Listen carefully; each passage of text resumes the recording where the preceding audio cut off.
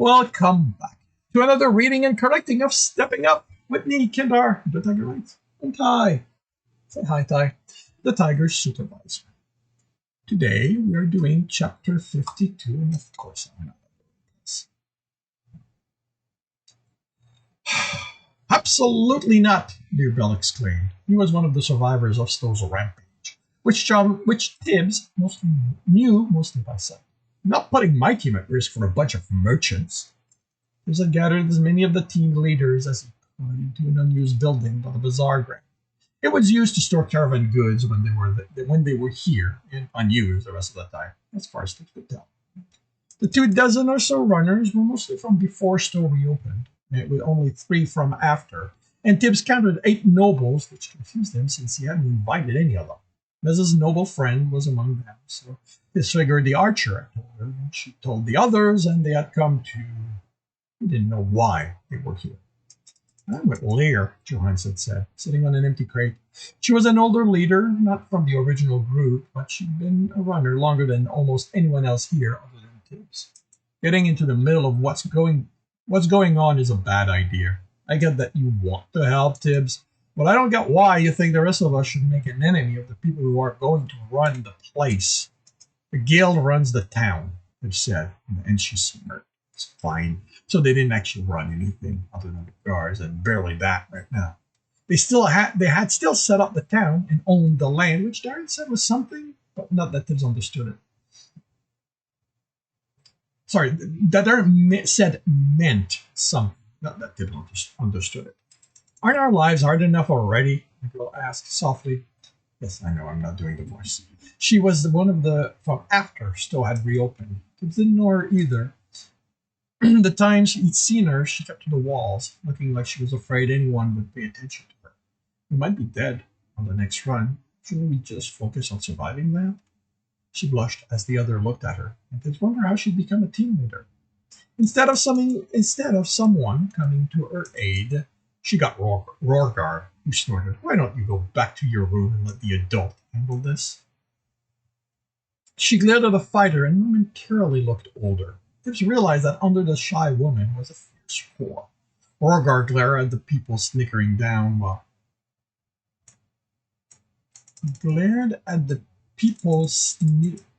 snickering down while the nobles glared at the people snickering down. Not sure. It's down, done, done. Those are the usual flips that I do for that word. I mean, unless I meant glared down the people snickering. You know what? He is somewhat fierce, so Rorgar glared down the people snickering, while the nobles simply watched. Tibs couldn't read their intention, and that worried him more than the derision directed at either the shy woman or Rorgar. The fighter nodded to Tibs. I'm in. Been around enough rackets like this to know merchants' trouble always end up affecting the small people like us. We need them to buy our stuff, to buy the stuff the dungeon gives us, unless you think the guild's going to pay us favorably for anything they aren't already forcing us to hand over for a penance. I'm pretty sure penance is not the word I want here. Pittance. Pittance. Pittance.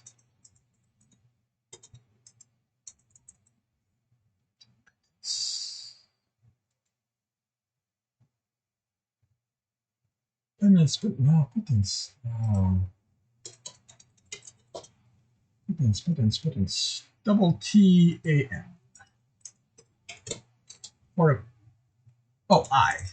I-T-T-A-N. For a pittance. That's the one I want. That was one team. Hopefully not the lot. Me and my team are in. Tibs stared at Dawn as the crowd moved away from him. Yeah, I'd invited him because not doing that would have been a dungeon's worth of trouble. Like I didn't expect the sorcerer to show up. But you think you're the only one here who wants this place to survive and not become some criminal's playground? Looked around. He isn't the only one who's been trying to fix this quietly. Just the one making sure everyone knows he's doing it. Tibs spoke to himself, unlike some of the others. So he had two teams, maybe. Dunn would try to take over, make this about him, and Tibbs would have to figure out how much of that trouble his help was worth. I, one of the older runners said, looking the room over, could be convinced to help. She was one of the most recent recruit in a row since she ran the dungeon, but Tibbs had trouble not thinking of her as simply a thief. I don't have coins to pay you, Tibbs said, and went back to looking at the others, hoping someone else would be willing to help. That's not what I hear, she replied, forcing Tibbs to come back to her. Word is, you're tight with the people in charge of this place. Well, those in charge for now. Why don't you convince our help is worth silver, if not gold? Don't include me in your racket, Embern, another one said, and Tibbs looked around as he realized he too was from the recent arrival. Instead of 24 people, he was close to 3 and 0. He's looking to end the protection racket, not switch who's running it. What? You don't want the assholes who got us into this to pay for it? Weren't you in a cell? A younger woman said, like the rest of us. That means you're here because of your own actions. My understanding is that you older folks were caught doing some really bad stuff, while the rest of us were just trying to survive. Maybe you should just be happy you got a chance to live and actually do something positive with it. If I may, a tall and thin man said, stepping away from the nobles and stopping Imbin's response. He wore a sorcerer's robe in bright orange with blue trim that looked too flimsy to survive runs, but it was woven through tightly with essence. Tibbs fought the urge to tell him to get out, to tell that to all the nobles. What do people like them care about merchants who killed to runners? He looked the crowd over like, well, noble. I understand that what is happening may be somewhat beyond your comprehension. After all, you are criminals, no matter how you came to be so, no matter how you came to be so, and there's no cursor, and how you are now helping society through running the dungeons. This town, this dungeon, along with everyone in it, are an ecosystem. One that corruption, no matter how inevitable it may be, does not help. Oh, that's rich, Embard said, sneering. You talking about corruption being bad? When all you nobles do is corrupt everything you touch? I beg to differ, the sorcerer replied, barely masking his contempt. I do not go around robbing law-abiding citizens. I have chosen to be here. I have chosen to put my life at risk for the good of society. Oh, sure, Freya said, yawning. You're such a credit to nobles everywhere. Must get exhausting patting yourself on the back like that. Or do you get your noble buddies to do it for you? Not sure why you expect us to join in. I mean, nobles are the reason I'm here. Something about me not living up to her expectations? She shooed him away. Why don't you go back to your buddies so they can be impressed with how you keep helping the lower class? The men are rumph. What I am looking to impress on you, girl, is that no matter what you think, corruption has no place in the world. That's a load of shit, Don said, stepping towards the noble. Corruption's the limit of the world. Not only that, it's considered one of the core elements. It's my element. So if you think you can insult it without reprisal, think again. You can ask everyone here. I don't take kindly to being insulted. The noble sighed, pained. Child, do not presume to. Tibbs elbowed the man as he got between them. No, Dawn. Tibbs glared at the muscular woman who stepped forward. Don't even think about it. Dawn lowered his gaze to Tibbs, and the hate was bright. Are you defending that? He demanded. Do you have any idea what they are? I'm not defending them, Tibbs replied. I'm keeping you from making a mistake. I'm not. Dawn ground his teeth. I'm going to thank you, he hissed. Tibbs snorted. I'm not doing it for them. Sorcerer calm. Fine. He isn't worth my time anyway. He moved away. Tibbs relaxed. That could have been really bad. Thank you, light fingers, the man said, rubbing his stomach where Tibbs' elbow had connected. I'm glad to see one of you. Don't you listen? Tibbs rounded on the man. I didn't do it for you. Just say what you want so we can get back to the work of keeping the town safe.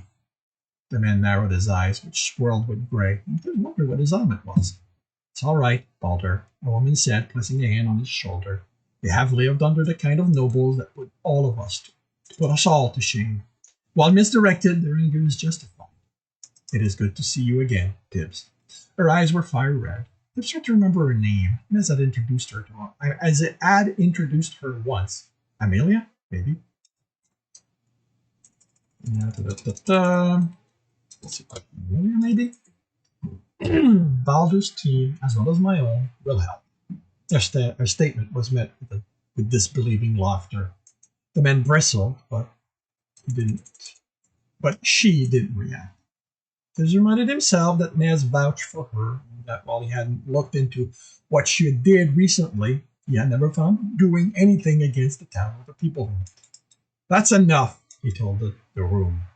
I really hope he wasn't going to regret this. We're going to need all the help we can get. The door opened and everyone turned to glare at the new arrival. Ross stopped and looked them over. Way to make a girl feel welcome, you know? Tibs, you could have invited me. That way, I wouldn't have had to find out about this little gathering when I noticed way too many team leaders weren't in any of their usual taverns. What are you doing here? A muscular man in a sorcerer's robe demanded, fire flicking over his hands. Ross sighed. What I'm doing here, other than pointing out that if the goal was for this to be a secret meeting, you have failed utterly. I'm surprised there's no one out there waiting to take you out when you leave. Is telling you to put that out before I make you burn yourself with it.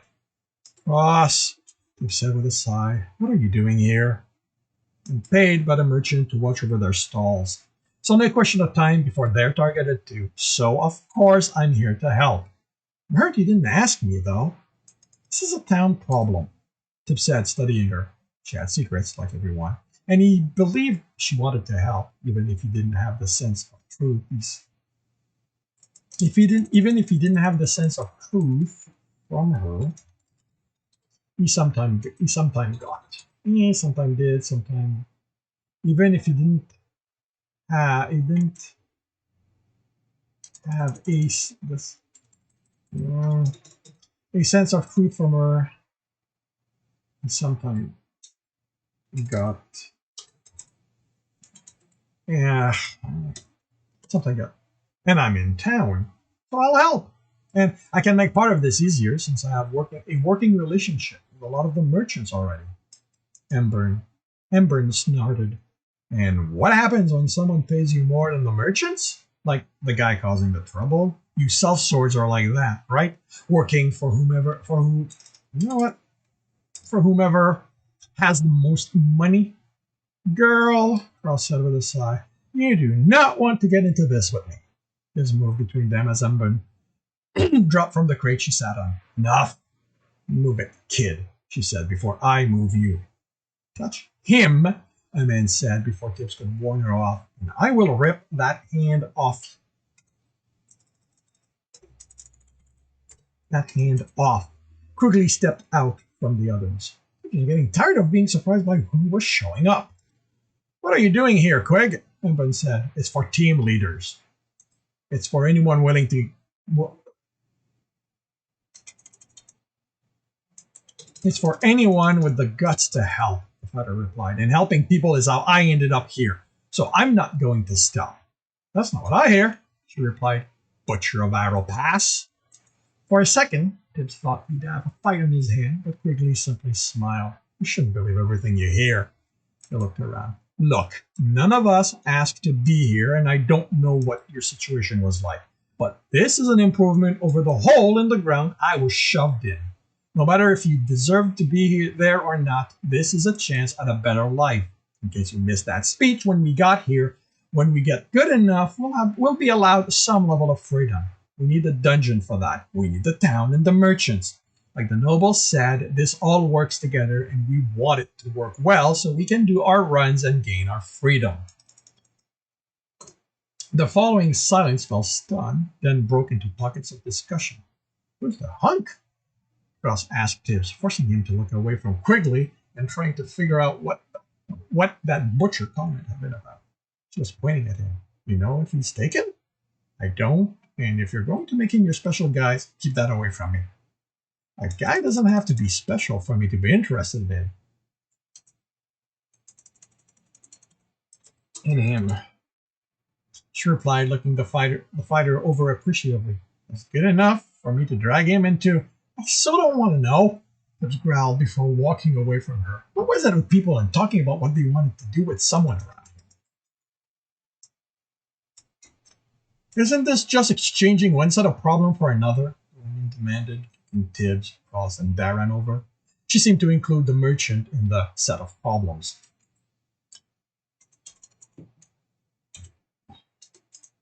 I don't see how working with people who benefit from our continued prosperity is a problem, Darren replied. Not to mention that I can vouch for Tibbs Lightfinger's intention. He has been a loyal customer since he started getting enough coins to buy from him. They're no better than those crooks swindling us, the man said, his voice rising as he spoke. Right now, they'll do it for free, but you'll see, the moment the competition's gone, they're going to become the problem. Because I came here to escape that kind of stuff. I was told the Adventurers Guild didn't stand for this kind of behavior. They were in the Long in the Tooth Tavern. Bowman Walrus had been taken away for his part in Bardic's attack on the dungeon, but his daughter took over it. Harriet questioned her intensely, and said she hadn't been involved. She'd also been one of the harder hit by the sabotage. You believe that? The man said. One of the Tooth's tailor who was still doing okay. The guild always only look after what its own interest. And what? The guilds always only looked after its own interest. The guild only look. You know what? Yeah, my editor may want me to change that. Guilds only look after their own interest. Own interest and nothing else. What I want to know is how adding more guards will help. From what I hear, the man behind the problem has a vault filled with platinum.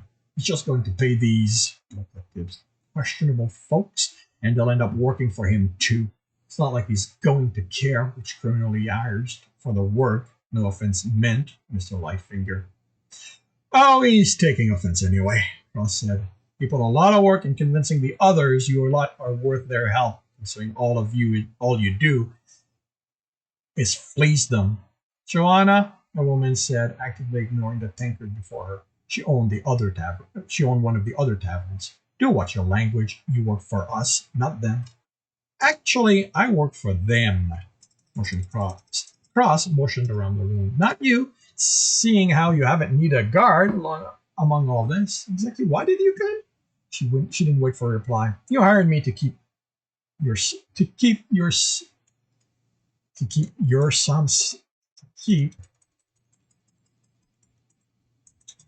of your stuff safe. What's the use of someone getting to everything else? What's the point if someone's getting to everything else you own? They're offering to help. You don't want it? You're free to leave. She looked at the seated tavern owner. Of course, you leave now, and you won't be able to report what's going to be decided here and use that as a bargaining chip to try and lower the protection fee you're paying. She looked around.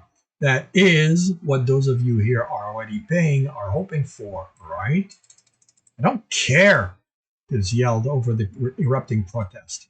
A lot of them had taken offense to Cross's word. They stopped arguing as they shifted their attention to him. I don't care if Sebastian Wells knows what we're doing. He already knows I've stopped some of the sabotage. He ignored the surprised exclamation. The only way this town gets rid of him is if we help each other. That means those of you paying him too. I think saving the dungeon makes you think you can do anything. All right. You think saving the dungeon means you can do anything? You think saving the dungeon means you can do anything, kid? The grizzled old leathersmith said. Do you have any idea what happens to people who get in the way of groups like this? Sighed. I'm with Randolph. I came here hoping a small town would be easier on me than a city, but I should have known better. Mark my words, the only way to survive this is to pay them. Lies. Tibbs almost yelled, surprised at the certainty of his feeling. He didn't know what part of what the man had said was the lie, but there was a big one in there. It must have helped that Alan's letter was mysteriously destroyed, right? Darren said. I mean, that until he can. It means that until he can get more, you're the only one anyone can go to. You've been making a lot of money, right? How much of that have you been able to keep? I had nothing to do with what happened, the old man said, and Tibbs believed him. If he'd paid them, they would have left him alone. And you're one to speak, Darren. You thieves do cling together, don't you? Yeah, Tibbs. Tibbs a rogue, Darren said. And why are we, merchant, not clinging together? Are we not of one brotherhood of the same as those who pick pockets?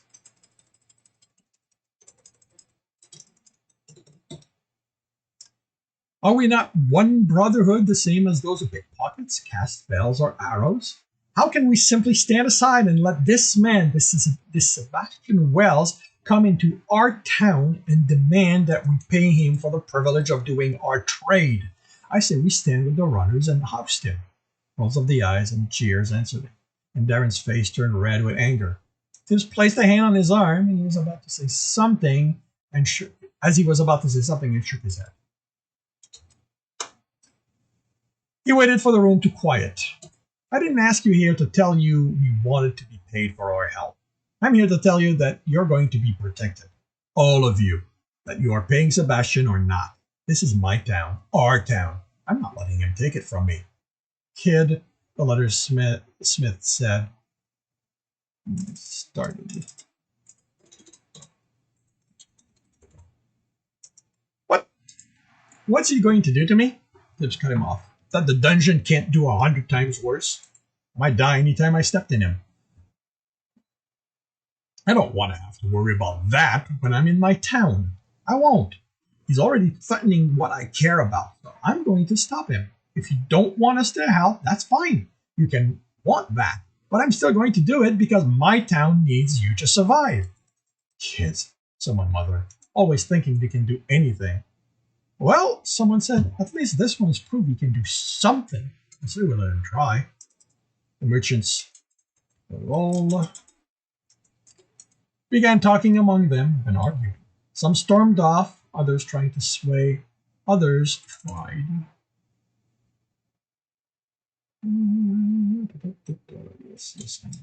There we go. Others tried to sway those who were agreeing to let Tibbs do what he wanted. In the end, of the 6 and 3 merchants who had gathered, more than half gave him their blessing. Tibbs was pleased with that.